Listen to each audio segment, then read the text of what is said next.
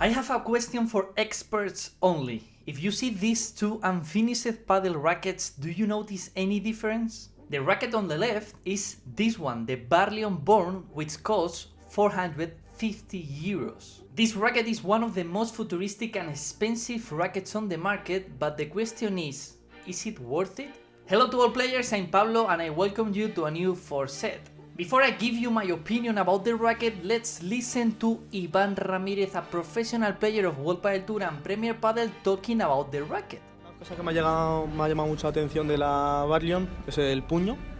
Es más largo, ¿no? Mucho más largo. Y eso yo creo que hace también que sea un poco más cabezona.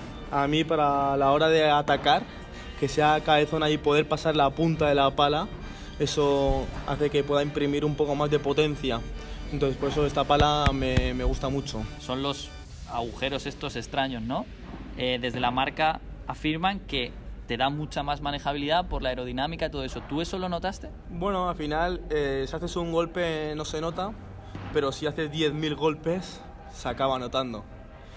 Es como si tú dices la gente dice, no, una pala de 410 gramos, tampoco se nota tanto. Sí, no se nota tanto, pero cuando llevas 10.000 golpes, Claro. te pasa al fisio, no puedes más. Pues esto igual. Un golpe no se nota, 10.000 y se acaba notando. ¿Te gustan las palas duras o blandas? ¿Y el por qué? Yo creo que, bueno, a mí me gustan duras, blandas y no rompo muchas, pero también yo noto que la pala dura, a la hora de pegarle fuerte, me sale más. A lo mejor la blanda, si golpea flojo, a la hora de defender y todo eso te puede acompañar más, pero si tú eres un jugador explosivo, potente, una pala blanda no te ayuda a sacar la potencia que tú necesitas. La pala que se haga para mí es la misma que se hace para el resto de personas.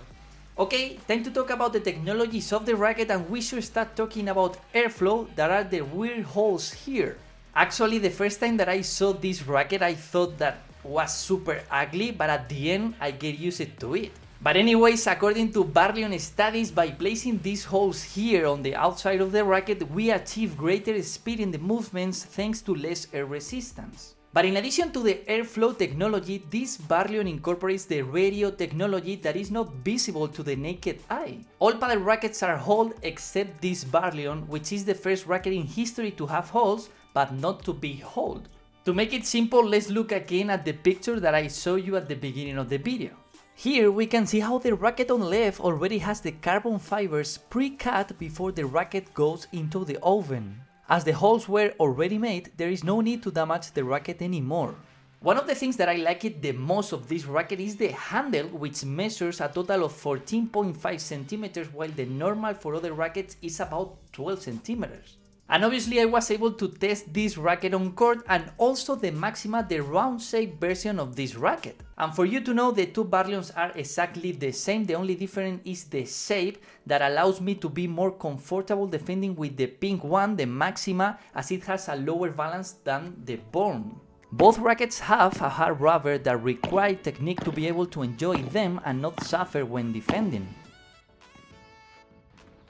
But as you probably expect, the Berlion MAXIMA, the round shaped one, is a bit more comfortable to play with in defense thanks to its lower balance. However, it is in the attack where both rackets stand out the most. Especially the BOURNE, because as Ivan said before, the balance is located at the head of the racket and you have more power on your shots.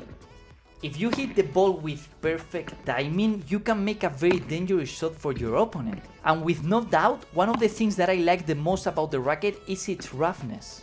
Actually, it's the rough that I have noticed the most in any racket that I have tried in my life. Just listen to the rough.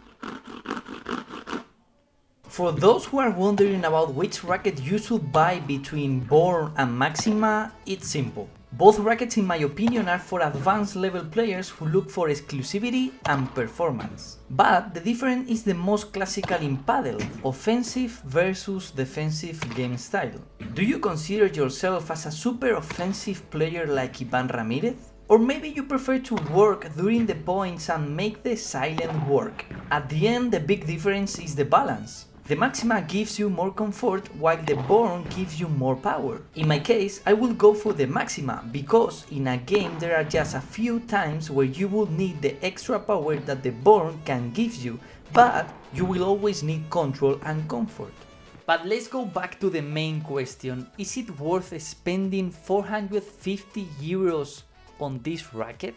Well, that is a very personal answer. The racket works very well, but the price in my opinion is too high.